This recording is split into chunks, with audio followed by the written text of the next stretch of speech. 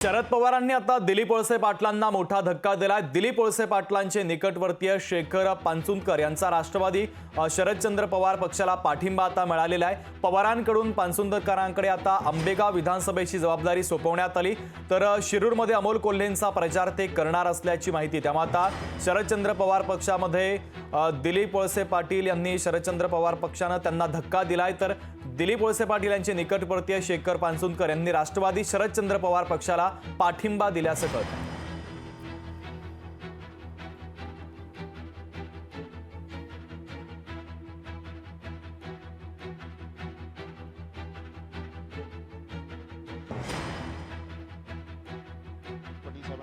मी गेली 20 वर्ष काम केलेलं आहे, परंतु ज्या वेळेला पवारसाहेबांना सोडून जाण्याचा निर्णय त्यांनी घेतला त्यावेळीपासूनच शिरूर आंबेगाव विधानसभा मतदारसंघामध्ये फार मोठ्या प्रमाणावरती कार्यकर्त्यांमध्ये अस्वस्थता होती आणि त्या अस्वस्थतेचाच उद्रेक म्हणून आज मोठ्या प्रमाणावरती कार्यकर्ते हे राष्ट्रवादी काँग्रेस पक्ष शरद पवार या पक्षाकडे आलेले आहेत आणि त्या कार्यकर्त्यांच्या सूचनांचा आदर ठेवून आणि आमच्या झालेल्या बैठकांचा आदर ठेवून आम्ही आज हे अध्यक्षपद स्वीकारण्याचा आम्ही निर्णय घेतलेला आहे। पवार साहेबांना दगा दिला त्याची परतफेड ही मतदानाने शिरूर लोकसभा मतदारसंघामध्ये अमोल कोल्हेंना प्रचंड मताधिक्याने सगळे लोक निवडून आणून पवार साहेब काय चीज आहेत, उद्धव ठाकरे साहेब काय चीज आहेत हे दाखवून देणार आहेत।